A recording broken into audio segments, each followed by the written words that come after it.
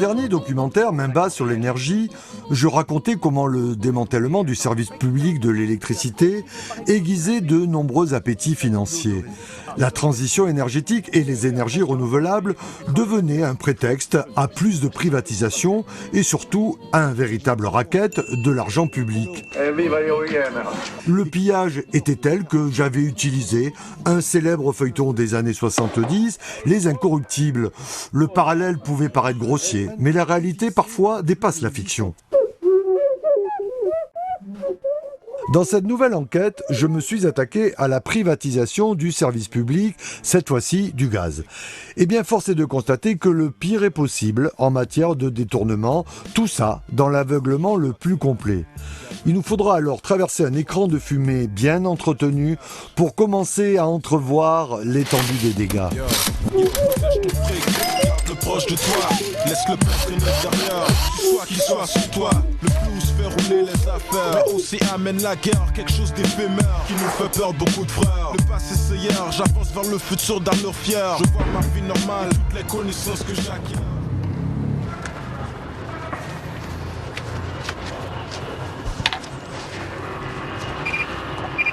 Donc là ça aspire l'air. Ça aspire l'air, ça l'analyse, ça nous donne une particule par million. Ça détermine la gravité de la flûte ou pas.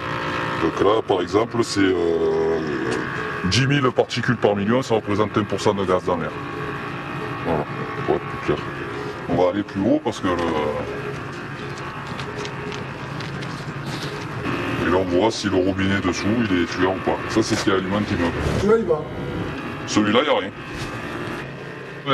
Nous, la particularité dans les grandes villes, c'est d'avoir beaucoup de kilomètres de réseau vétustes. Enfin, âgés en tout cas, pas forcément vétustes, mais âgés. C'est pour ça qu'à l'époque, on avait des services de 3-8, etc. Parce que ces réseaux, ils avaient besoin d'une présence constante au quotidien, au maximum, pour pouvoir prévenir en cas de fuite, en cas d'entretien à faire, en cas d'entretien à réaliser, tout en continuant le service public et la continuité de service qu'on devait aux usagers. Voilà, donc là on voit que déjà il y a une petite fuite dessus. 20 ppm, bon, ça représente très peu, à l'eau droit ça se sent pas, mais là aussi c'est très léger. Là, par contre on a une fuite enterrée. C'est-à-dire là on voit qu'il y a eu des points de localisation de fait. C'est une fuite typiquement qu'on surveille. Mais là quand même sur le réseau il y en avait 4 ou 5 déjà allez, on a fait 50 mètres. Il y a des rues comme ça, il y en a quelques centaines. Ah oui c'est ça, c'est pas un cas isolé quand même ce genre. Non, c'est pas un cas isolé, hein. C'est du classique même on va dire. À l'époque il y avait à peu près 300 gaziers et aujourd'hui on est environ 80. Donc on s'est battu, on a fait ces 5 dernières années quand même, on a fait trois gros conflits qui nous ont permis on a gagné des embauches, on a gagné des meilleures conditions de salaire, on a gagné pas mal de choses sur Marseille, surtout l'année dernière, qui a fait en sorte justement qu'on puisse avoir plus de personnel pour pouvoir pallier à... même si ça suffit pas quoi. Maman, voici mon mari, s'il n'est pas joli, il est quoi Abonné au gaz. S'il n'a pas d'auto, ni... Durant près de 60 ans, le service public Gaz de France a été chargé d'organiser la fourniture du gaz à un bas prix aux usagers et aux entreprises raccordées au réseau. Tout simplement, et qu'il possède un appartement. En 2006, dans un contexte européen de déréglementation des services publics, GDF a été privatisé, puis marié à Suez en 2007, pour prendre le nom en 2015 d'Engie. Et GDF Suez est maintenant Engie, car le monde change et avec lui, toutes nos énergies. Et par la magie du marché, les 4 opérations de gestion du gaz, dont se chargeait avant GDF avec sérieux et discrétion, se sont retrouvées saucissonnées en autant d'entreprises dont la mission depuis la privatisation est de continuer à distribuer du gaz dans le cadre du nouveau marché déréglementé, mais également des dividendes. Allez, autrement dit, beaucoup de flouze à Engie, leur nouveau propriétaire. Une bien belle histoire racontée depuis par une effluve de communication scintillante et rutilante, si loin du quotidien des usagers et des salariés.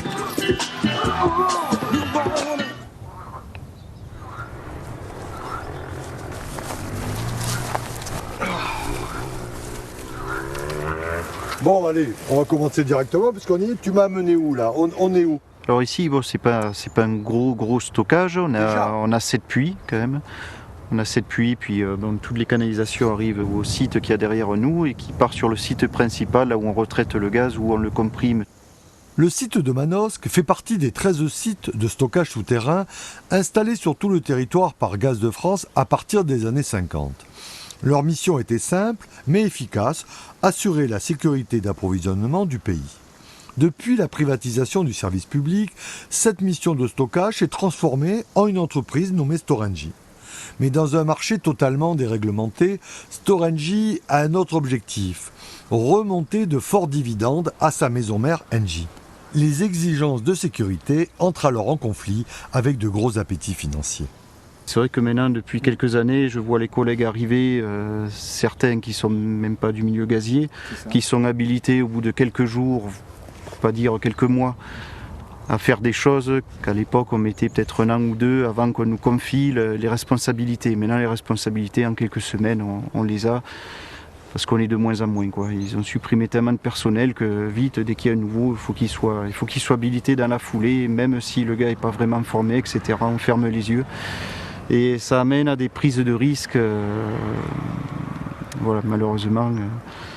Moins de salariés sur des sites Seveso 3, de ce qu'ils ont fait depuis, ils ne pouvaient pas descendre plus bas. Les accidents ont augmenté. La politique stratégique sur la sécurité a reconnu qu'il fallait faire de gros efforts. Les risques psychosociaux sont toujours là, mais il faut que les choses évoluent. Pourquoi, à un moment donné, à force de solliciter les gens qui restent et le manque de personnel s'est fait ressentir au fil du temps et a usé tout le monde. Nos entreprises sont des centres de profit. Alors même si aujourd'hui le groupe et nos directions affichent que la priorité, c'est la sécurité plutôt que la production. Comme on est un centre de profit, je vais parler pour une entreprise que je connais qui est Storengy, on est tenu par un calendrier de sites indisponibles dans lequel on doit faire nos interventions réglementaires, de maintenance, etc. Donc on s'aperçoit que même quand la direction affiche que priorité à la sécurité plutôt que la production, ceci étant, le timing pour rendre le site dispo, parce que derrière on a nos clients, fait que les salariés sont sous pression constante, voire sont rappelés, on réaménage le planning, etc. etc. Et le sous-effectif fait qu'on les met en danger. Et moi je leur tire mon chapeau parce que avec ce métier gazier qu'ils ont chevillé au corps, à tout niveau, ils arrivent avec 2 bouts de ficelle à faire une corde qui tient bien. Il ne faut pas rigoler avec des infrastructures, il ne faut pas s'amuser, il faut investir. Ils ont suffisamment de moyens pour pouvoir investir davantage. Mais investir dans la nouvelle technologie, dans les nouvelles techniques, certes, mais l'être humain, pour que ça fonctionne, il faut qu'il y soit, il ne faut pas le diminuer. On a subi des restructurations. Sur 5 ans, j'ai connu au moins pratiquement tous les 1 an et demi, restructuration, qui visait à quoi? À diminuer le personnel sur les sites.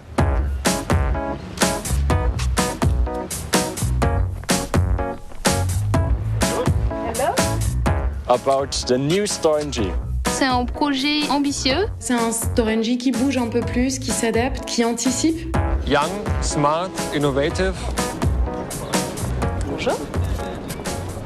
Il y a une volonté de créer de façon fébrile du changement pour mettre en obsolescence les connaissances, les compétences et l'expérience des travailleurs pour attaquer leur professionnalité. Comme Taylor l'a attaqué en son temps en faisant exploser les métiers, éclater les métiers en tâches élémentaires, maintenant on attaque les professionnels en mettant en obsolescence leurs compétences, leurs connaissances, leur savoir, de telle sorte à ce qu'ils soient bien obligés de se raccrocher aux procédures, aux protocoles, aux méthodologies, aux bonnes pratiques qui ont été décidées par ailleurs. C'est ça le truc, en dehors d'eux. S'ouvrir à de nouvelles technologies et puis essayer d'intégrer des nouvelles compétences. Des nouveaux métiers, plus d'initiatives, plus d'innovation, plus osé. À quoi on va faire appel alors dans la mobilisation des travailleurs? On va faire appel à leur qualité personnelle, intime, leur volonté, leur besoin, leur désir d'être reconnus, de se reconnaître dans leur travail. On va essayer d'agiter des registres narcissiques. Alors par exemple, certains jeunes s'entendent dire « étonnez-nous ». Montrez-nous qui vous êtes, de quoi vous êtes capable. Montrez-nous qu'on peut compter sur vous, que vous allez être des relais de notre philosophie et de notre pensée. C'est ça qu'on veut.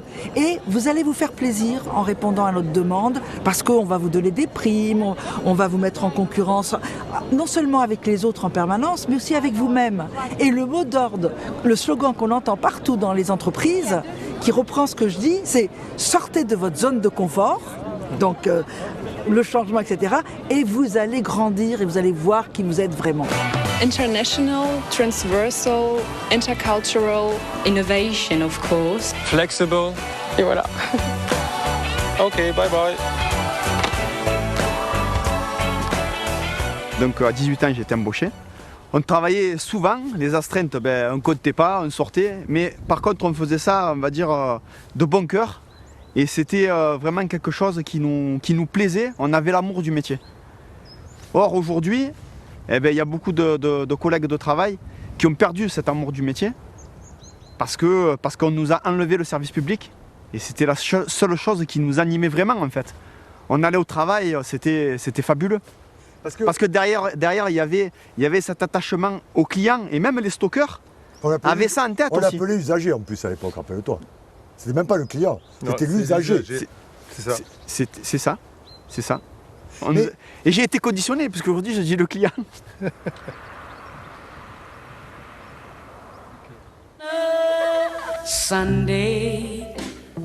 Comme le souligne si joliment cette publicité, le gaz assure le confort et le bien-être d'une partie d'entre nous.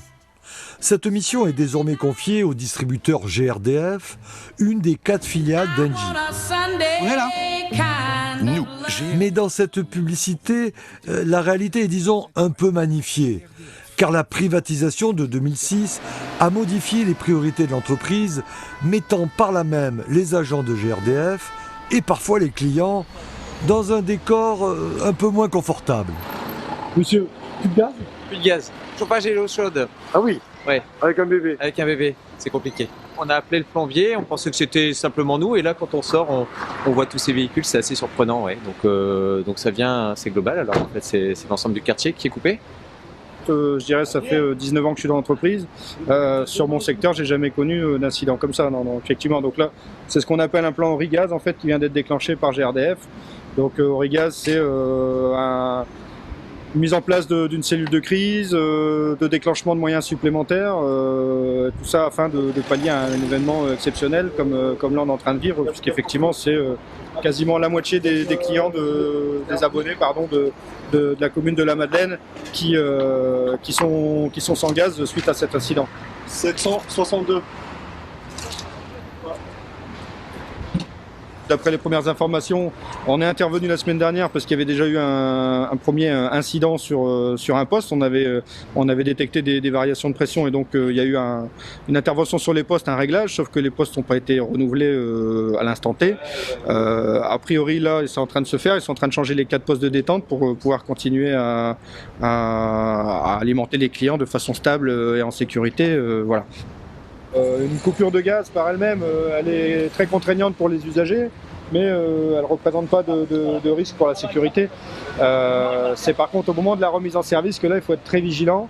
Quand on renvoie le gaz, il faut qu'on s'assure qu'en tout point on sache où le gaz s'arrête et où il va, quoi. Donc c'est pour ça qu'on est obligé de passer dans chaque habitation, auprès de chaque robinet, pour fermer tous les robinets, pour vérifier que tout soit bien fermé, que quand on renvoie notre réseau, le gaz dans le réseau, tout soit sous contrôle.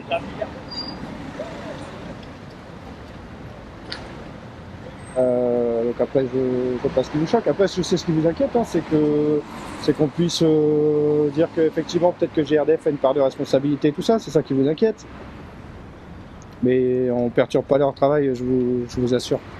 Si c'est France 3 ou La Voix du Nord ou je sais pas qui les filme, vous les appelez pas pour leur dire que ça vous inquiète. Ça marche. Merci, bonne journée à vous. Jérémy, c'est qui là? Ça, c'est l'adjointe du directeur qui me dit, qui conclut en disant on en reparlera certainement. Voilà, elle s'inquiète de l'image que ça peut avoir sur GRDF. Alors effectivement, le sujet est assez sensible, l'image de GRDF en ce moment avec l'incident de la rue de Trévise de Paris, malheureusement. Donc je pense qu'effectivement, ils sont inquiets. Parce que nous, notre but premier, même si on dit que ce qui se passe aujourd'hui, c'est pas totalement la faute du hasard, le but premier aussi de l'intervention, c'est de montrer l'importance du service public du gaz, de montrer qu'il y a toujours des hommes qui sont prêts à se démener et à être au service du client et à faire tout ce qu'ils peuvent pour pouvoir rétablir les gens au plus vite et tout en restant en sécurité.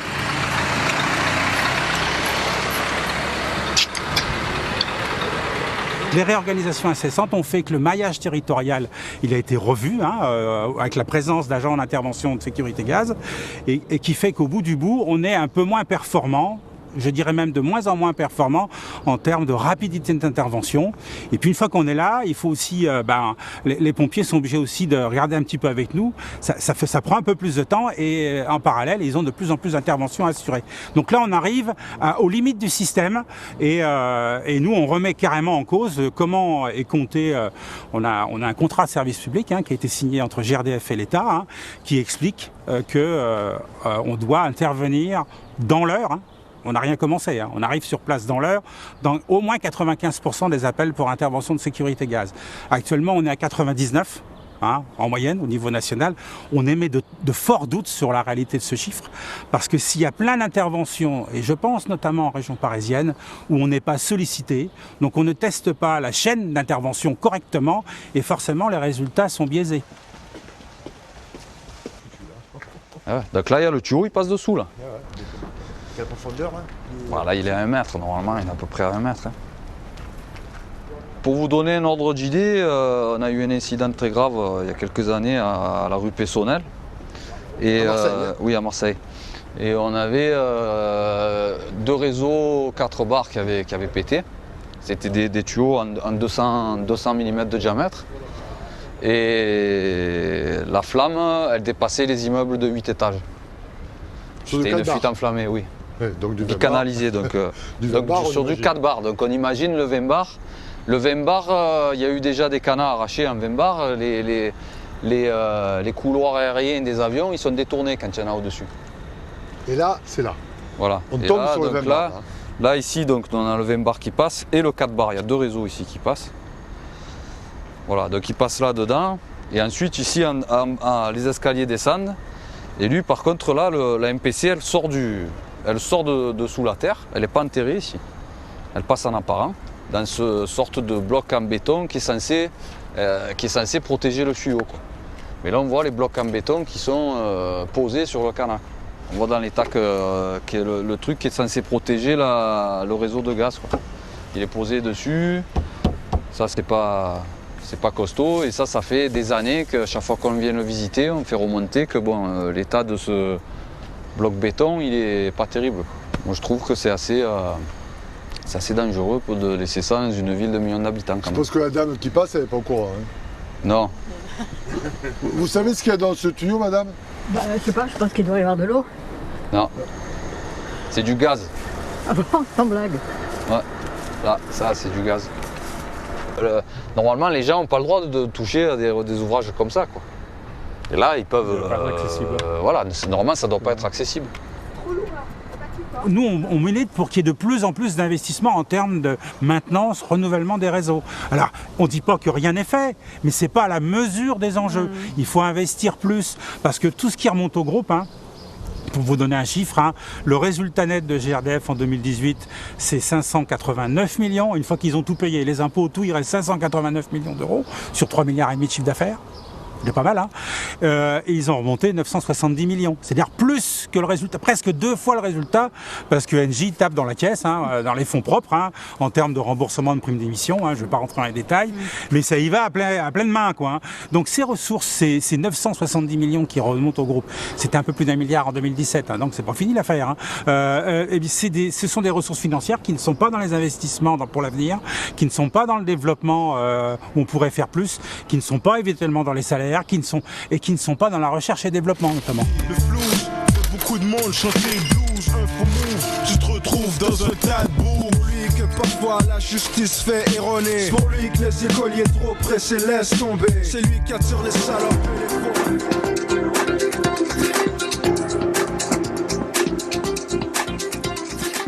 Décidément, ces nouvelles filiales d'Engie ne cessent de raconter des belles histoires à travers de nombreuses vidéos de communication. Ici, des salariés d'LNG fêtent joyeusement les soi-disant 50 ans de leur entreprise, qui en réalité n'a que 10 ans. Car Gaz de France, l'ancien service public du gaz, n'avait pas attendu la privatisation pour installer des terminaux méthaniers dans le sud et l'ouest de la France. Par contre, depuis cette fameuse privatisation, la réalité quotidienne des salariés d'LNG n'est pas forcément devenue un long fleuve tranquille. Quand on rentrait dans l'entreprise, en fait, on nous apprenait la chaîne gazière. Donc de la partie exploration, production, terminaux méthaniers, le transport et jusqu'au client.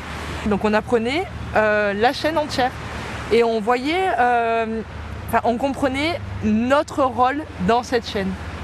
Donc on s'est retrouvé d'une boîte nationale de, je ne sais plus combien de bonhommes, 40 000 bonhommes, à 400, une petite filiale finalement familiale de 400 personnes.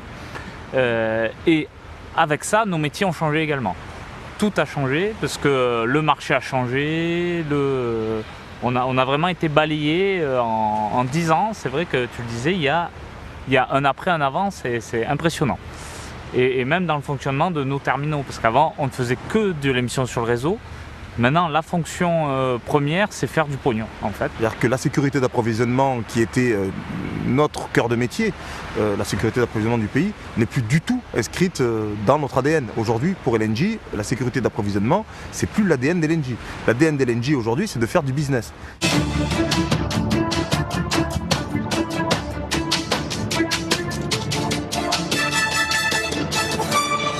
Donc voilà, donc à court terme, le gaz naturel, on est plus dans une tendance baissière, et à long terme, les perspectives sont effectivement très intéressantes. On a vu un bateau partir une fois, être rechargé ici, partir faire un rond dans l'eau, essayer d'être vendu. Finalement, ils n'ont pas trouvé de clients. Il est revenu, on l'a redéchargé. Aujourd'hui, le gaz à l'état liquide est devenu un outil de spéculation comme peut l'être le brut. Voilà. Aujourd'hui, on peut être amené à... Il faut savoir que pendant cet hiver, alors qu'on a eu des périodes très froides, on a eu des terminaux à l'arrêt. Chose qui n'arrivait jamais, je dis bien jamais, au début des années 2000. Voire dans les années 90, dans les années 80. On arrêtait un terminal, c'était pour les travaux, ou parce qu'il y avait un incident technique. Un terminal méthanier, il était là pour émettre sur le réseau. Enfin, vraiment, c'est le marché dans lequel on est, où ça n'a ni queue ni tête finalement, et nous on est complètement déboussolés par rapport à ça. De toute façon, voilà, on est en réorganisation permanente, surtout ces dernières années. On a l'incertitude sur un site, donc ce qui fait qu'il n'y a quasiment plus de nouveaux arrivants, où les nouveaux arrivants sont sous forme de contrats précaires, de CDD, de CDI intérimaires, et effectivement beaucoup plus de sous-traitance. Donc tout ça fait qu'en fait, par rapport à côté des niveaux de sécurité qui doivent toujours être plus élevés, on a l'impression des fois d'être complètement déconnecté. On a une sécurité qui est quand même très papier, très procédurier, et qui des fois finalement l'est tellement qu'on est obligé de faire des dérogations à droite à gauche pour réduire ce niveau et pour pouvoir rentrer dans les cases. Depuis 2009, donc date de la filialisation de notre entreprise, on a perdu 10% de l'effectif. Donc c'est quand même assez conséquent. On a également revu les budgets de maintenance, en étalant les durées. Alors on nous explique qu'avant on faisait de la surqualité, que ce n'est absolument pas nécessaire. Enfin bon, on essaie de nous faire passer des vessies pour des lanternes, bien sûr, mais tout ça, ça a des conséquences, donc à la fois sur les conditions de travail des salariés, mais aussi sur leur état psychologique. On sait que la monnaie peut corner, faire ta renommée. Et ça prend plus que combler pour voir l'état mental se rénover. J'suis en train de spotter la bouse enrobée de rouge et de violet, monter sur une bête cornée avec des tontés bombés sur son front et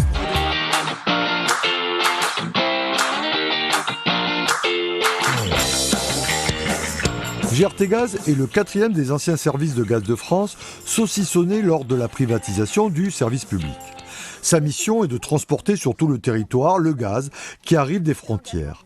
GRTgaz se doit de remonter comme ses petites sœurs, Storengy, LNG, GRDF, de confortables dividendes à sa maison mère, Engie. Et qui dit dividende, vous l'avez bien compris, dit hélas, fortes conséquences néfastes pour les salariés et les usagers. Donc là je vais parler comme un vieux gazier. Je suis rentré moi en 93 dans l'entreprise. Typiquement ce que vous voyez derrière, on faisait 4 essais de fonctionnement par an. C'est-à-dire qu'on essayait les sécurités 4 fois par an. Maintenant on ne fait plus qu'une fois. Voilà. En 20 ans on a divisé par 4 le nombre d'interventions sur ces postes. On faisait des révisions, ce qui s'appelle, c'est-à-dire qu'on démontait un poste comme ça, on le démontait en pièces détachées sur une table et on le remontait pièce par pièce. Maintenant, tout ça c'est fini. Les révisions, on n'en fait pratiquement plus. Des essais, on en fait beaucoup moins qu'avant. Alors peut-être que le matériel a évolué, etc. Mais enfin, ça suffit pas. On a encore du matériel qu'à 20 ans sur certains postes. Après, il y a aussi ce qu'on appelle la reconnaissance pédestre. Donc ça, en l'occurrence, on marchait à pied. Voilà, nous, typiquement, sur la Loire, on a 500 km de réseau à peu près. On faisait 500 km à pied pour vérifier l'environnement, voir s'il n'y avait pas eu des travaux sur la canalisation, voir s'il n'y a pas une maison qui s'était construite trop près, etc. Typiquement sécuritaire. Les affaissements de terrain, quoi. Enfin tout ce qui peut mettre en danger la sécurité de nos installations. Maintenant, on le fait qu'une fois, on fait 10% par an, donc le calcul est vite fait, hein, ça fait une fois tous les 10 ans, on marche sur la canalisation. C'était un moyen déjà de s'approprier le réseau, de bien connaître le réseau, ou passer les tubes, tout ça. Maintenant, c'est tout à la va-vite, quoi. Alors, certes, il y a les GPS qui nous aident à nous y retrouver, mais c'est toujours à la va-vite, sans connaître vraiment l'environnement, et toujours plus vite, quoi. Alors effectivement, pour l'instant, on n'a pas de gros incidents et notre direction peut nous dire, écoutez, vous avez vu le REX, hein, comme ils disent, on n'a pas d'incident, donc ça suffit bien. Le retour d'expérience. Le retour d'expérience fait que on n'a pas eu d'incident. Une fois tous les 10 ans, c'est largement suffisant. L'avenir nous le dira. Peut-être qu'ils ont raison. J'espère qu'ils ont raison. Par contre, on peut en douter. Pour faire le schéma clair, on a à peu près 800 personnes aujourd'hui qui sont d'astreinte dans le pays. Et on a, un peu plus de 200 roulements d'astreinte permanents, 7 jours sur 7, H24. Les astreintes, elles servent à quoi? Alors les astreintes servent à intervenir sur des postes comme celui de derrière, sur le réseau, sur d'autres installations industrielles, en cas de problème ou de panne, etc. D'un point de vue curatif. Voilà. Et en cas de gros incidents, s'il y a un gros incident. Et aujourd'hui, le souci que l'on rencontre, c'est que, avec la direction, c'est qu'au nom de vouloir moderniser l'astreinte, c'est s'attaquer à la dimension purement et simplement des équipes, de l'effectif des équipes, de diminuer ces effectifs-là, donc aussi au quotidien dans le cadre de la maintenance des installations, et au-delà de ça, d'avoir des personnes qui sont d'astreinte sur un territoire un peu plus grand. Aujourd'hui, on est en train de vous expliquer que finalement, vous ne prenez pas plus de risques à intervenir tout seul, dans un premier temps, j'allais dire de mettre en place tout seul des mesures de sécurité, un combat, un périmètre de sécurité assez énorme. On vous demande de vous reposer sur les pompiers. Je ne reviendrai pas sur le professionnalisme des pompiers. Vous savez très bien que les pompiers sont de grands professionnels, mais le gaz, c'est pas leur métier. Mais tout ça pour vous prouver qu'il y a quand même des compétences chez nous qui existaient. Et aujourd'hui, existe encore. Et aujourd'hui, ces agents-là, ils ont peur de les perdre. Et ils ne peuvent pas s'en plaindre. Ils ne peuvent pas aller crier à la population qu'on est en train de mettre leur sécurité en danger et la leur.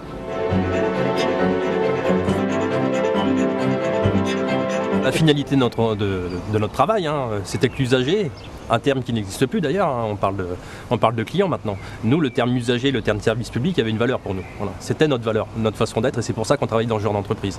On ne cherchait pas forcément le salaire, etc., les conditions de travail qui étaient toutes réunies pour qu'on ait un environnement où on pouvait s'épanouir dans son travail. Maintenant, le terme usager, on dit des clients, la spéculation, on n'entendait pas parler. Nous, ce qu'on voulait, c'est passer du gaz le moins cher possible dans l'organisation en sécurité.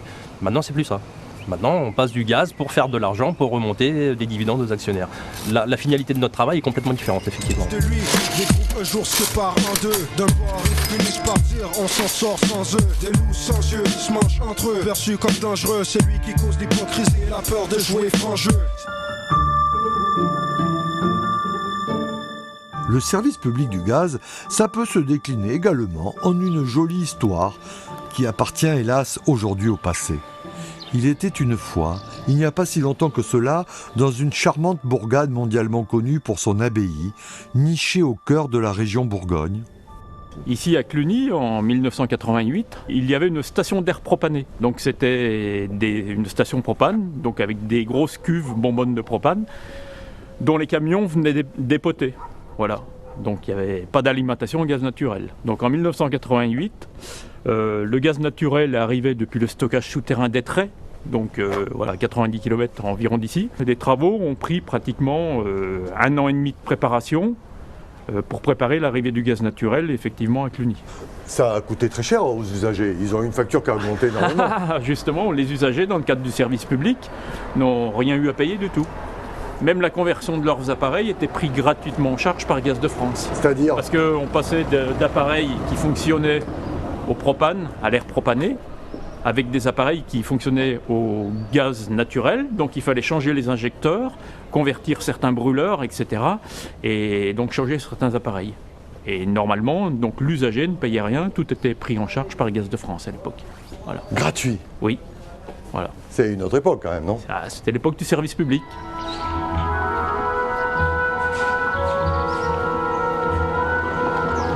On était bien reçus parce qu'en plus, je pense que dans les foyers, on amenait un confort supplémentaire.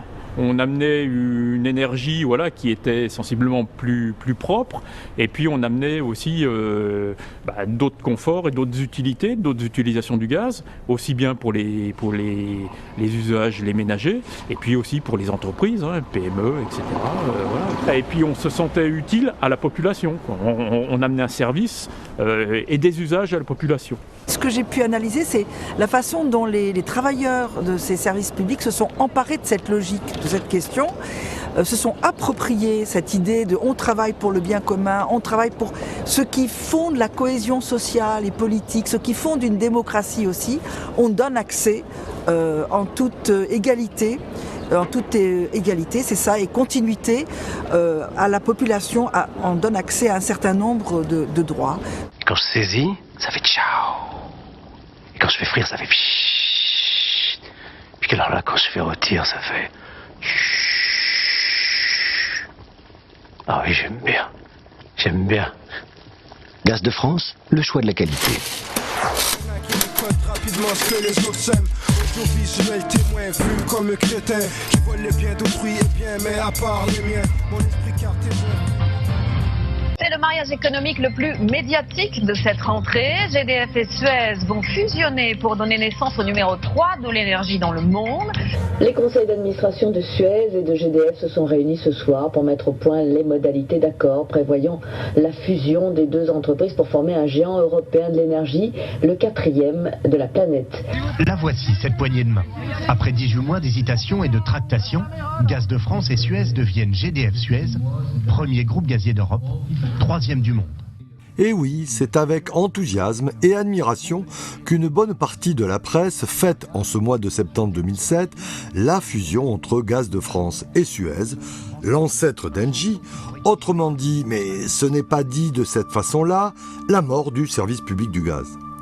Une annonce bien relayée par les mentors d'une information, disons, quelque peu partiale. Un GDF laissé à lui seul sur le seul marché national, se serait progressivement replié et rabougri sur le marché local, et de plus, ces positions auraient été entamées par des concurrents puissants. La privatisation de GDF est compensée un peu par une nationalisation partielle de Suez.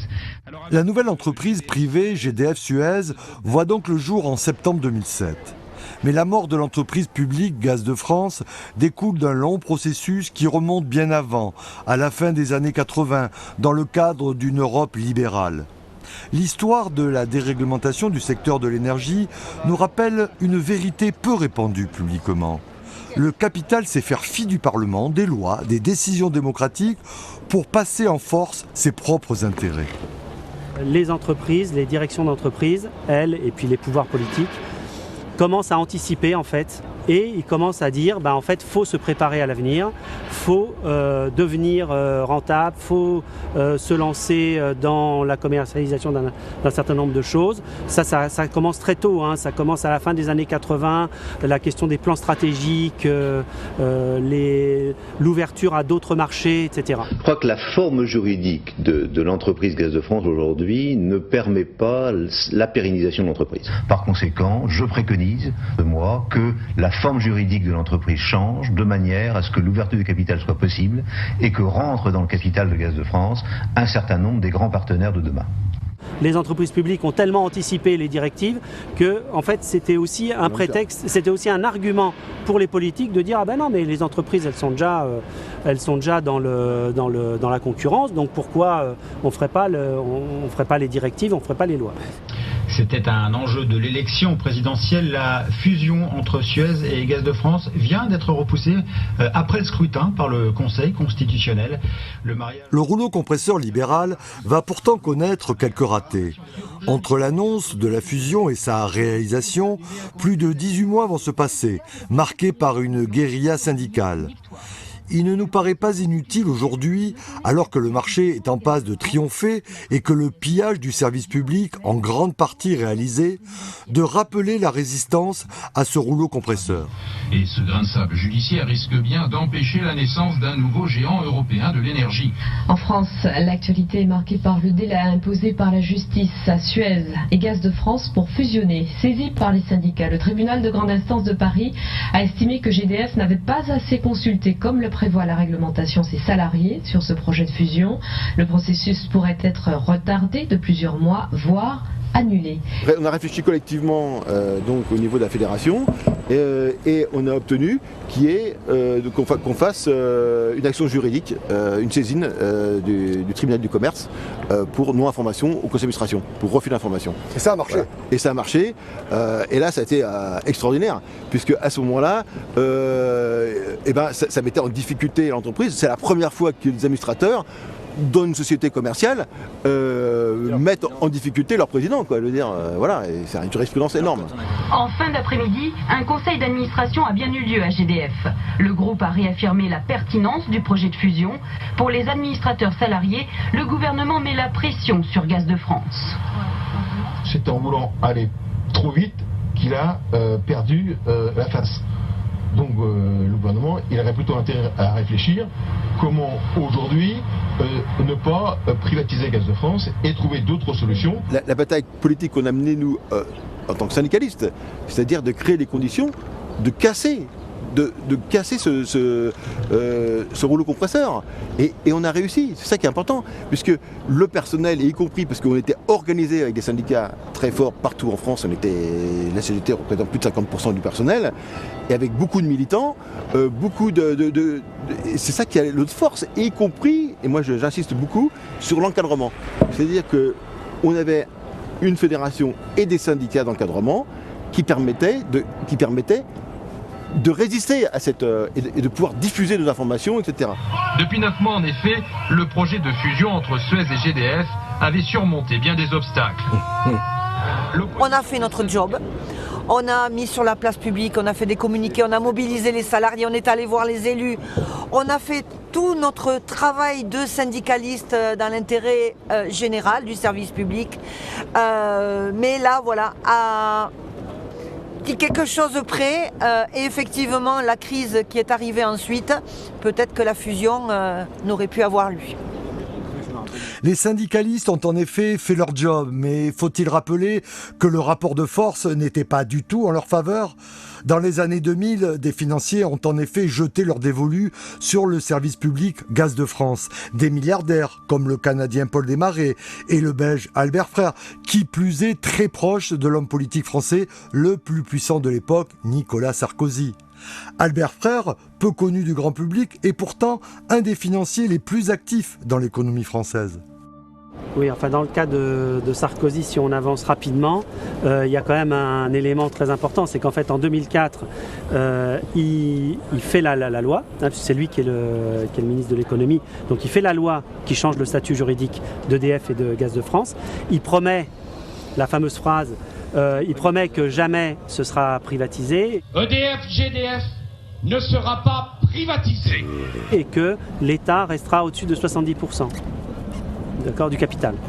Quelques années plus tard, donc, il est élu président de la République. On ne sait pas d'ailleurs si il va finalement relancer ou non la privatisation de Gaz de France, hein, puisque la privatisation de Gaz de France, du fait de l'action notamment du Conseil sup et du Comité européen, est au point mort.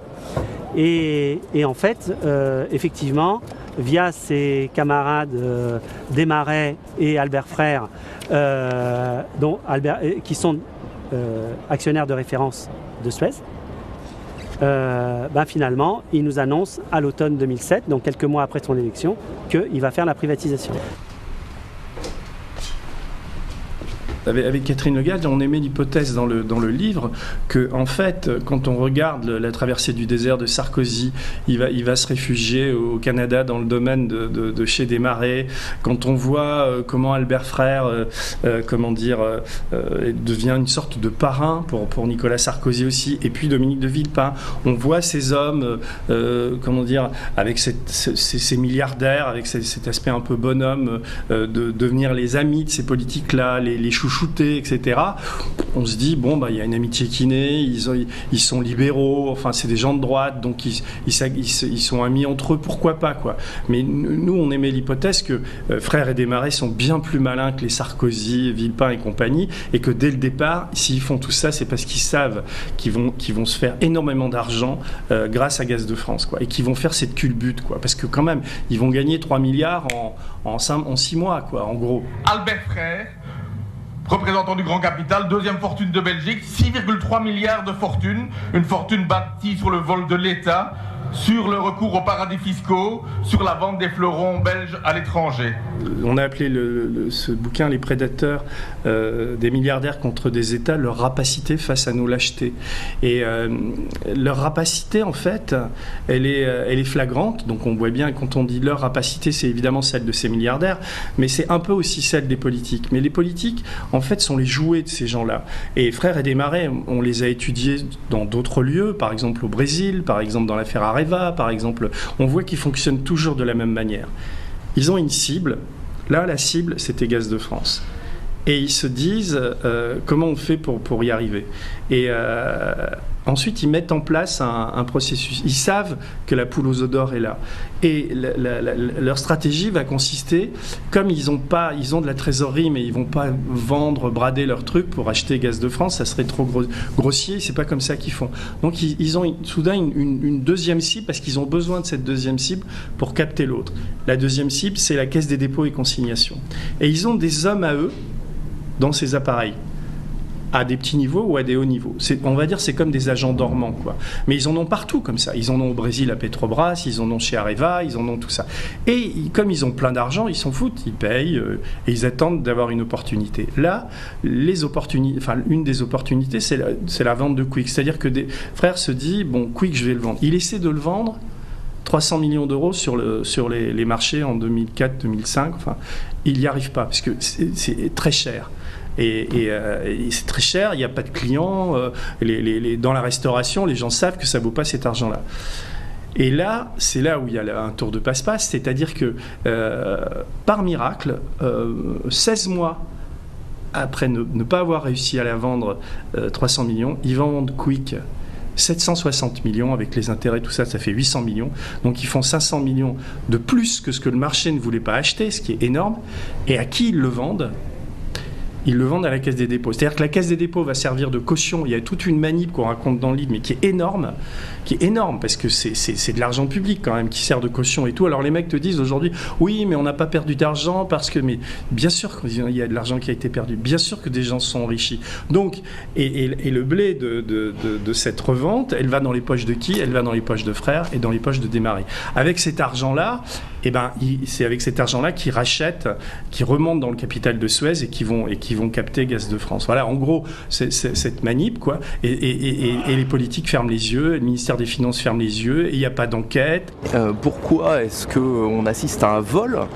Parce que pendant une période historique, on a considéré que cette propriété de l'énergie devait être publique pour répondre à des besoins sociaux, avec une vision du bien commun, de l'énergie comme nécessaire à la satisfaction des besoins sociaux, et donc qui doit être dégagée des logiques marchandes et spéculatives.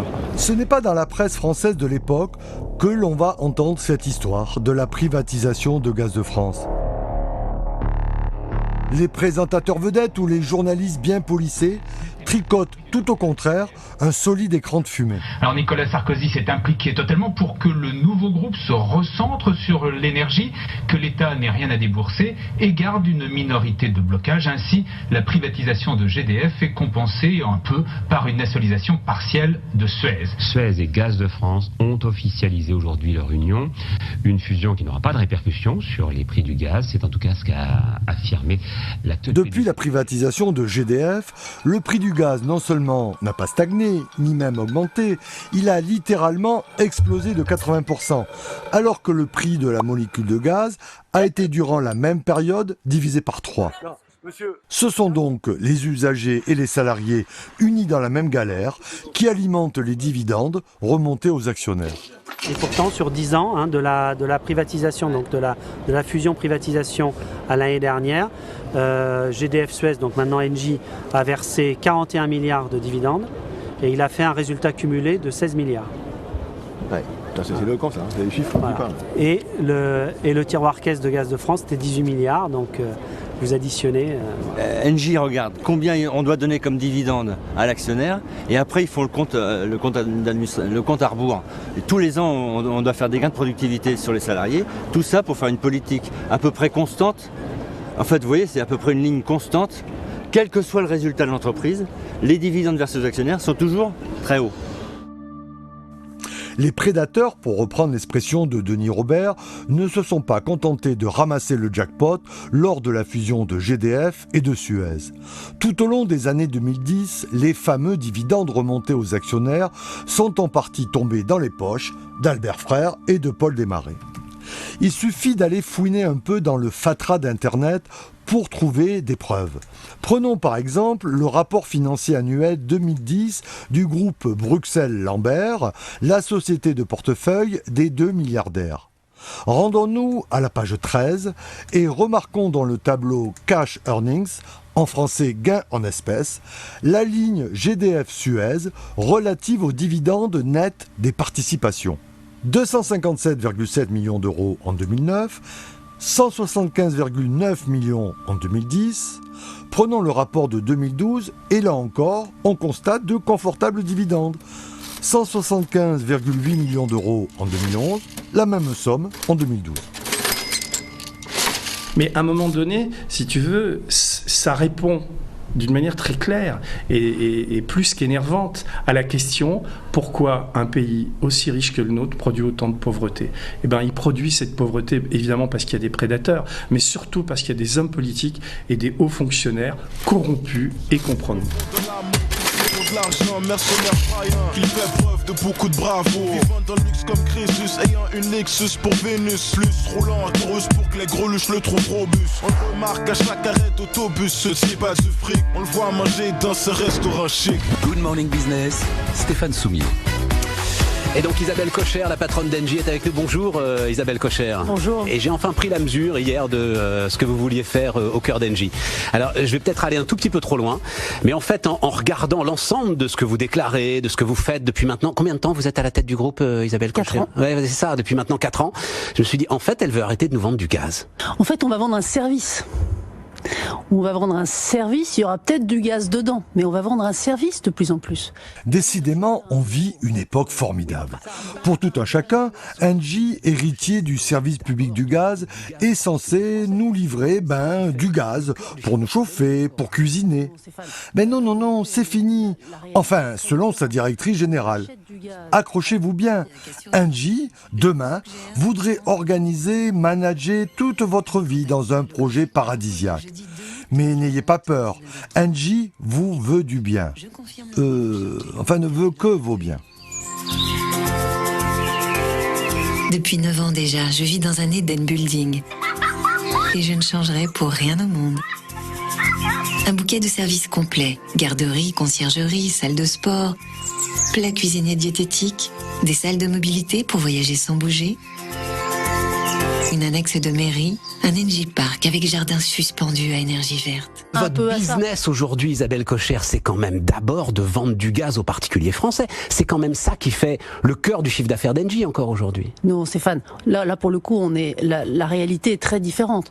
On achète du gaz à des producteurs de gaz russes, algériens, par exemple, et on le revend à des consommateurs français. Mais c'est une toute petite partie de notre activité. La plus importante partie de notre activité, elle est d'abord plutôt auprès des entreprises et des États, plus généralement, et elle est de plus en plus de leur vendre un service. Le discours de Kocher, en fait, derrière, il y a en fait l'idée qu'il y aurait une ubérisation de l'énergie. En fait, il y a un courant, alors on ne sait pas ce qui sera réel ou pas, mais il y a un courant qui pense que l'énergie de demain, ce sera une énergie décentralisée sur la base des énergies renouvelables, le solaire, l'éolien, la biomasse, etc. Donc ce sera décentralisé. Et en fait, pourquoi je dis Uber ? Parce qu'en fait, tout le monde pourra être producteur, tout le monde sera consommateur, comme Uber, tout le monde peut prendre sa voiture pour conduire des gens en étant payé. Et voilà. Voilà. Donc tout le monde sera producteur, tout le monde sera consommateur. Donc c'est un monde parfait, c'est le schéma classique des grandes réalisations autour de l'informatique et d'Internet, que ce soit le Google, Uber, Blablacar, etc. Enfin tout le monde, c'est un monde associatif, de coopération. Mais en fait, pourquoi les grands opérateurs s'y intéressent ? C'est parce que derrière, dans l'histoire, il y en a toujours un qui gagne. C'est celui en fait qui met en relation ceux qui offrent et ceux qui payent. Et donc, qui c'est qui fait du pognon sur la production, le transport de passagers individuels ? C'est Uber. Qui c'est qui fait du pognon sur les autostoppeurs ? C'est Blablacar. Qui c'est qui fait du pognon sur l'information ? C'est Google. Sur Airbnb. Voilà, c'est Airbnb, etc. Et donc là, derrière, il y aura l'idée que finalement, il faut quand même équilibrer tout ça et que celui qui détient le réseau et donc ce qu'on appelle le réseau intelligent, celui qui a les logiciels pour équilibrer les charges, c'est celui-là qui va faire le pognon. Et aujourd'hui, donc tout est affaire de slogan. Par exemple, pour les solutions intégrées, on parle as a service, ils appellent ça comme ça. Voilà, en anglais, c'est l'expression qui est à la mode aujourd'hui et qu'on retrouve dans tous les documents de l'entreprise dès qu'elle nous parle de transition énergétique. On le voit aussi. Par exemple, alors on est une entreprise internationale, mais au point que lorsque la direction communique, elle communique en anglais et ensuite en français. Ce qu'on a dit hier, c'est qu'on allait devenir le leader mondial de la transition zéro carbone as a service. Et en fait, qu'est-ce qu'elles nous disent ? Ça veut dire quoi, as a service ? Parce que c'est là où... Les entreprises... Eh bien non, Stéphane. Décidément, tu n'es pas au jus. On va te dire ce qu'il y a derrière le slogan as a service. Pour ça, nous sommes allés dans la banlieue parisienne, à La Courneuve très exactement. Depuis plusieurs mois, des militants CGT ont réouvert une des dernières agences clientèle fermées par les nouveaux opérateurs de l'énergie. Le but de l'opération ? Répondre à la précarité énergétique d'une population bien loin des Eden Building, des vidéos de communication d'Engie. Près de 12 millions d'usagers rencontrent en effet de grandes difficultés pour payer leurs factures de gaz ou d'électricité. En mars 2020, vous allez recevoir une facture de régule. C'est-à-dire, si vous avez payé trop on vous donne de l'argent. Si vous avez payé pas assez, vous leur devez de l'argent. Donc d'ici mars 2020, vous n'allez pas recevoir de facture à la maison. D'accord ? Il n'y aura que ça. Merci. Ok madame. De rien, je vous souhaite une bonne journée. Au revoir. Le médiateur de l'énergie ne sait plus où donner de la tête. Jamais il n'avait été confronté à autant de recours. Oui, c'est une info que vous nous révélez ce matin. Maud Descamps, les signalements ont explosé en un an, plus 30%. C'est tout simplement parce que nous sommes plus attentifs à nos factures. Si c'est possible d'annuler là, ces 2 chèques, il les déchire et vous gardez l'avoir qu'il a pour ses prochaines factures. Parce que du coup, il a 355 € d'avoir. En fait, c'est EDF qui leur doit de l'argent. Donc EDF leur fait 2 chèques, sauf que comme ils n'ont pas de compte bancaire, ce qui peut arriver, et ben ils sont dans l'impossibilité d'encaisser. Et avant, dans les accueils physiques, tu vois, on avait du liquide. Et donc, quand il y avait des gens qui étaient dans cette situation-là, on pouvait leur donner directement liquide. C'était la proximité, on s'adaptait, j'allais dire, aux besoins des usagers. Maintenant, c'est aux usagers de s'adapter aux besoins privés de l'entreprise, preuve en est. On a déshumanisé un certain nombre de services. Et dans ce cas-là, eh bien, on ne trouve plus l'opérateur, on ne trouve plus l'interlocuteur qui a l'autorité pour régler un problème. Au début, on était donc Gaz de France. Suez est arrivé, fusion GDF-Suez. On a commencé à sous-traiter l'activité statutaire des plateaux téléphoniques en France. Depuis maintenant 2 ans, Engie a délocalisé les plateaux prestataires j'allais dire français, à l'étranger, donc Maroc, île Maurice, Cameroun, Sénégal. Et donc là, on est effectivement dans de plus en plus moins disant social. On en a exploité, j'allais dire, des peuples qui n'ont pas de code du travail, donc qui sont exposés, j'allais dire, à des conditions de travail lamentables. Et surtout, c'est ce qu'on dit, si tu veux, quand tu tombes sur ces plateaux-là, quand ils ont, alors, effectivement, tu es à des milliers de kilomètres, qui ne connaissent pas le réseau, qui ne connaissent pas les problématiques, et c'est bien normal, on ne pourrait pas leur demander autre chose. Effectivement, tu es au bout du processus de déshumanisation, de casse de la boîte, et donc on arrive effectivement après à des situations dramatiques pour les agents, mais pour les usagers devenus clients, parce qu'ils ne trouvent pas de réponse, ils n'ont pas de solution. Ce tas-là, c'est tous les usagers qu'on a reçus et qu'on a recensés depuis le 14 novembre, l'ouverture de la boutique, avec les différentes problématiques. Là, c'était quoi ? C'était une facture à régler, là c'était un chèque énergie. Et puis dans cette petite pochette, tout ça là, c'est les usagers qui se sont fait arnaquer par Engie et Eni. Il y a eu des condamnations. Engie a été condamné au mois de mars. 1 million d'euros de dommages et intérêts à verser à EDF, justement pour démarchage abusif. Apparemment, la procédure n'est pas encore terminée, puisque Engie a dit qu'il aurait fait appel, je n'ai pas trop suivi. Mais en tout état de cause, on voit bien que vous avez utilisé le terme tension. Il y a des tensions, effectivement. C'est une course aux clients. Arnaquer, ça veut dire quoi ? Ça veut dire qu'il y a des gens de sociétés prestataires de services qui viennent pour Eni et Engie, qui viennent chez les usagers et qui font du démarchage au porte-à-porte de façon abusive. C'est-à-dire qu'ils vont leur dire, par exemple pour Eni, nous EDF c'est fini, maintenant c'est avec nous que ça se passe, donnez-moi votre contrat et je vous refais un autre contrat. Alors ils vont chez les gens qui parlent pas très bien le français, qui sont âgés, qui suivent pas un peu tout ça, et puis ils leur cloquent les trucs, les gens ils perdent le tarif réglementé, ils perdent tout ce qu'ils avaient chez EDF et ils se retrouvent chez Eni et le lendemain, le mois d'après, reçoivent une facture qu'ils n'ont jamais reçue auparavant. Alors on va jusqu'à l'arnaque d'un certain nombre. Très clairement, quand on est dans l'illégalité, on est quand même quelque part dans l'arnaque. C'est quoi ? C'est profiter de la méconnaissance de l'autre, d'un texte, d'une règle, d'une pratique légale. Merci, au revoir messieurs. Bon courage les gars. Ok, merci. À la prochaine. À lundi. Quand on rouvre des accueils comme ça, on montre que l'entreprise elle est à nous. C'est-à-dire que ce qu'on dit, c'est que les directions qui ont été incapables de faire ça, ou plutôt qui ont été capables de détruire ça, les salariés, les agents du service public, par eux-mêmes, en autogestion, parce que c'est de l'autogestion qui se passe depuis maintenant le 14 novembre, ils sont capables, sans aucune hiérarchie, sans aucun patron, sans aucun, représentant du CAC 40 comme on a aujourd'hui, ils sont capables de redonner du sens, de s'organiser, parce qu'il y a une organisation, il y a des plannings, il y a des assistantes sociales qui viennent, voilà. Tout ça, il y a du ménage, ça a été organisé, il y a des agents volontaires, et donc ce qu'on prouve... Vous n'avez pas fait l'ENA ? Non, on n'a pas fait l'ENA. Vous savez vous démerder tout seul. Voilà, donc ce qui prouve que notre classe sociale, elle est suffisamment intelligente pour s'organiser, pour se rendre utile, être reconnu par la population, parce qu'ils ont eu des témoignages de reconnaissance énormes depuis maintenant des mois qu'ils ont ouvert ça.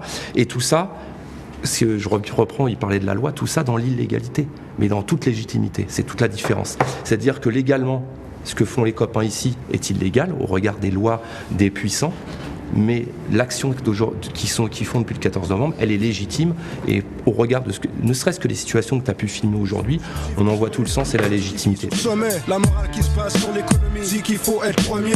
Moi aimé s'associer, travailleurs du souterrain, on innovait, misérable seulement, chaque jour pendant que les autres moissonnaient. Plus qu'une transition, c'est une révolution énergétique. Une révolution qui demande d'inventer de nouvelles solutions pour les villes et les territoires. Engie, on l'a bien compris, ce n'est plus forcément du gaz, c'est maintenant du service, mais sans le respect du public devenu une vache à lait.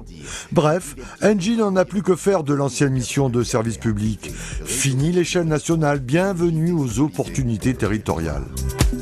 Toutes les solutions existent, Engie les déploie aujourd'hui. Au cœur de votre réflexion, il y a cette idée que vous avez que la transition énergétique, en fait, elle appartient pas aux États. Les États sont là pour créer les conditions pour que, effectivement, et les entreprises, et les collectivités locales, et les particuliers aussi à leur échelle, mais puissent effectivement aller dans cette direction-là. Dunkerque est justement un de ces territoires très attractifs, comme le démontre sobrement cette vidéo. Port de commerce d'importance, la ville est encore un centre industriel majeur en France et qui attire bien entendu des sociétés comme Engie. Une inauguration en grande pompe ce lundi à Cappelle-la-Grande pour le Grid, en la présence de la directrice générale d'Engie et de très nombreux participants, partenaires, médias locaux et nationaux. Le Grid, c'est la gestion des réseaux par l'injection d'hydrogène pour décarboner les énergies. En ce mois de juin 2018, on retrouve Isabelle Cocher près de Dunkerque, lors de l'inauguration d'une installation témoin, un démonstrateur nommé Grid, qui a pour fonction de fabriquer de l'hydrogène par électrolyse et de l'injecter dans le réseau de gaz urbain. Le système se nomme Power2Gas. L'hydrogène, c'est le chaînon manquant de la transition énergétique. C'est probablement le moyen de stocker de l'électricité de manière très efficace et très longue si on en a besoin. Comme les énergies renouvelables électriques, les renouvelables gaz bénéficient d'aides et d'obligations d'achat. Nous ne sommes pas étonnés alors de retrouver sur ce territoire la patronne d'Engie. Grid, en effet, est conforme à ces nouvelles orientations stratégiques. Car qui dit as a service zéro carbone, dit une communication axée sur les énergies renouvelables, l'occasion de verdir son image et de satisfaire ses actionnaires. Alors tout ça, c'est nécessaire, hein, les pilotes industriels, les pilotes de ce type, ils sont nécessaires, sauf que c'est tout à fait des pilotes qui auraient dû et qui pouvaient être portés par le service public. Hein. Aujourd'hui, ils sont portés par des entreprises privées. Grid, parce qu'il y a de l'argent. Grid, c'est Engie. Il y a des subventions publiques. Et voilà, en fait, il y a des montages financiers qui viennent de l'État, de l'Europe, hein, à travers l'ADEME pour la France. Il y a le plan d'investissement, le PIA, je ne sais plus ce que veut dire le A, j'ai oublié. C'est quoi le PIA ? Le programme d'investissement d'avenir, né du rapport Juppé-Rocard, est une démarche exceptionnelle qui prépare la France aux défis de demain. 47 milliards d'euros lui ont déjà été consacrés en respectant 3 mots d'ordre. L'excellence, l'innovation et la coopération. Petite parenthèse, à savoir que l'une des conditions du PIA, c'est d'amener des fonds dans des entreprises à condition qu'elles soient privées, ou majoritairement privées. Alors là, le ton il est déjà donné de suite, quoi. C'est ainsi que la région dunkerquoise devient un nouvel Eldorado du nouveau marché dérégulé de l'énergie. Dans le secteur du renouvelable hydrogène, on trouve notamment un nouveau projet concurrent de Grid, mené par des entrepreneurs dont le profil n'est pas totalement green. Alain Sanson, propriétaire de Malherbe, 3e transporteur français, est en voie de monter avec sa société H2V une usine hydrogène Power2Gas sur le port de Dunkerque. À noter qu'Alain Sanson avait déjà bien prospéré dans le renouvelable avec une société d'éoliennes, Samseol, qu'il a revendue depuis à Engie. H2V, cette société, imagine produire de l'hydrogène, envisage de produire de l'hydrogène afin de stocker notamment les surplus énergétiques. C'est une bonne idée. Et donc déjà il imagine, il réclame, il dit voilà, moi je veux bien m'installer, lancer cette filière hydrogène de power to gas, c'est-à-dire injecter de l'hydrogène dans les réseaux gaziers, mais il va falloir m'aider, il va falloir des subventions, il va falloir faire en sorte de garantir un prix ou d'avoir une rémunération complémentaire, le temps de récupérer l'investissement. Yo, protège ton fric, garde-le proche de toi, laisse-le pas traîner derrière, tu sois qui soit sur toi, le flouze fait rouler les affaires, mais aussi amène la... Quand on nous parle de transition énergétique, c'est totalement un écran de fumée, puisque la transition énergétique, alors moi je vous en parle en connaissance de cause, mais il se trouve que j'étais au centre de recherche de Gaz de France. Donc la transition énergétique, ça nécessite de faire de la recherche. Parce que on ne passe pas comme ça d'un modèle énergétique à un autre. Il faut mettre en place de nouvelles techniques, etc. Or, moi je suis rentré au centre de recherche en 1980. À l'époque, il y avait 1000 salariés dans le centre de recherche. Maintenant, il y en a 250 à peu près. Et qu'est-ce qui se passe? Quand on regarde ce qui s'est passé, c'est que on ne fait plus de recherche. Ce qu'on fait, c'est des développements techniques ayant pour seul but le profit. C'est des études pour voir comment on peut faire plus de profit. Par contre, la recherche qui pourrait servir effectivement à la transition énergétique, elle, c'est vraiment la portion congrue. Il y en a, pour ainsi dire, quasiment pas. Il y a une nécessité de toute façon d'avoir du renouvelable, qu'il soit élec ou gaz, pour pouvoir sauver notre planète, ça a été dit tout à l'heure. Donc on ne peut pas s'y opposer, ce serait anti-vie, quoi. Donc voilà, maintenant il y a une volonté d'y aller, soit pour une raison capitalistique, soit pour les bienfaits de notre planète. Et aujourd'hui, c'est plutôt la raison financière qui porte ces projets. Le fait que le gaz se verdisse, c'est fondamental, parce que ça veut dire que nos infrastructures vont continuer à être utilisées. Il ne faut quand même pas oublier que c'est l'usager qui les a payées. Et donc si on devait fermer des infrastructures, c'est une perte sèche pour les usagers quand même, au-delà des salariés qui vont vivre le traumatisme qu'il y a. Mais donc continuer à les faire évoluer, les faire vivre avec ces énergies vertes. Effectivement, il faut une cohérence, mais il faut penser aussi que sans le gaz, le réseau électrique tombe.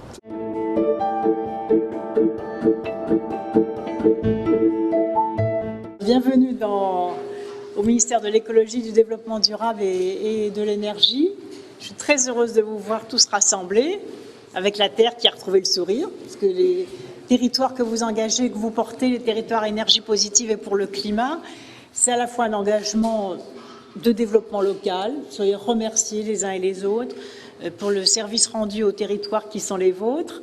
Les territoires ne sont pas attractifs que pour la beauté du geste. Non, si les nouveaux opérateurs arrivent en force dans le verdissement des énergies, c'est parce qu'il y a quelque chose qui aiguise leur appétit. Disons, l'odeur des euros, en l'occurrence une abondance d'aides, de préférence publique. L'ADEME vous aide en apportant des financements pour réaliser un état des lieux sous la forme d'un audit de vos équipements et de vos process.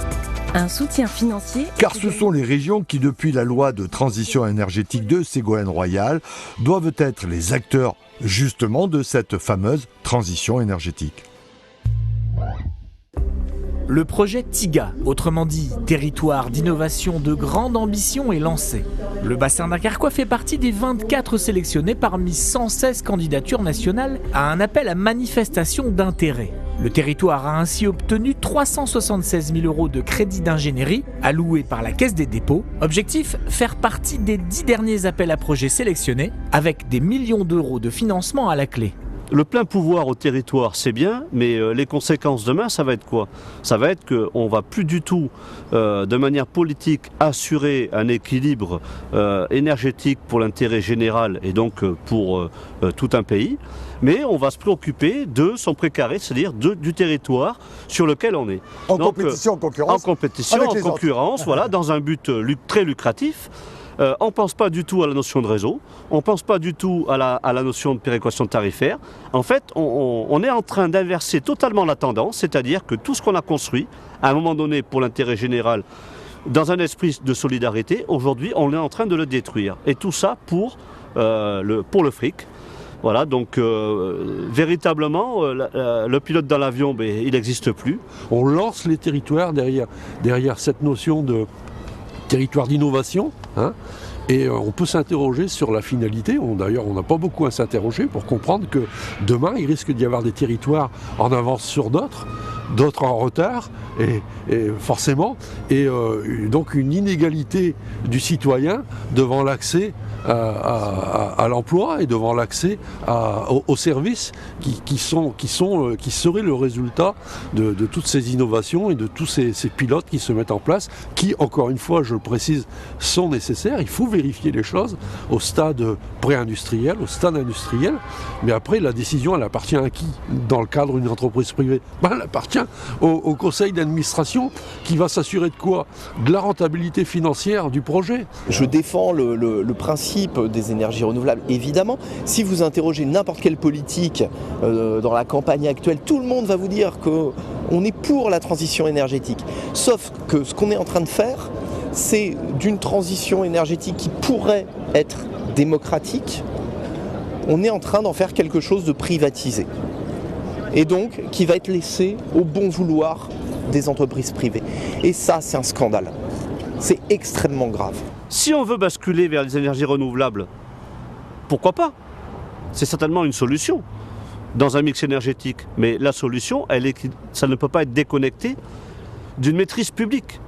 Et or, aujourd'hui, le problème, c'est qu'on ne maîtrise rien.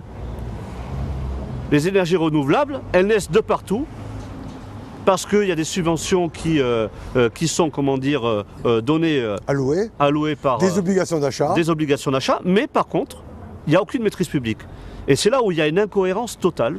Donc il va falloir revenir à la raison. Je ne sais pas comment il va falloir s'y prendre. En tout cas, nous, à la Fédération, on a des préconisations pour y arriver. Et ce film est la volonté. Et ce film en est la volonté, et comme fut d'ailleurs Main basse sur l'énergie.